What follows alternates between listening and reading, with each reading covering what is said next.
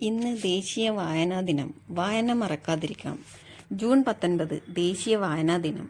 കാലം മാറുന്നതിനനുസരിച്ച് വായനയുടെ രീതികൾ മാറിയേക്കാം. എന്നാൽ വായനയുടെ പ്രാധാന്യം ഒട്ടും കുറയുന്നില്ല.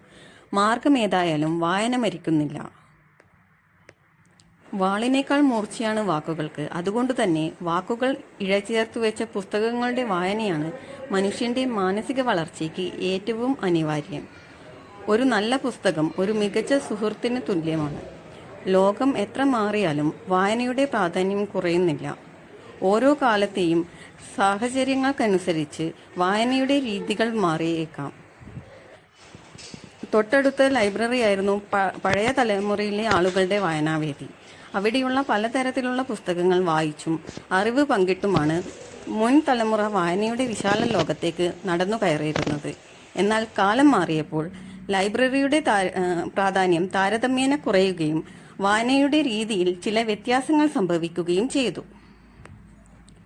ലൈബ്രറിയിൽ നിന്ന് അകന്നു തുടങ്ങിയവർ സ്വന്തമായി പുസ്തകങ്ങൾ വാങ്ങി വായനയുടെ ചെറിയ ലോകം രൂപപ്പെടുത്തിയെടുക്കാൻ തുടങ്ങി.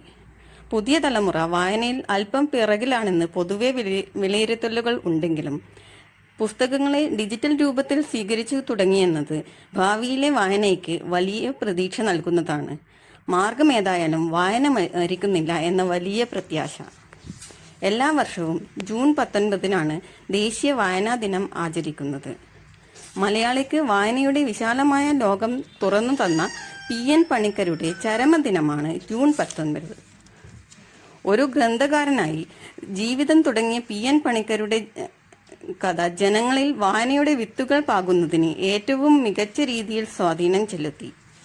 അദ്ദേഹത്തോടുള്ള ആദരസൂചകമായി അടുത്ത ഒരാഴ്ചക്കാലം വായനാ വാരമായും ആചരിക്കുന്നു.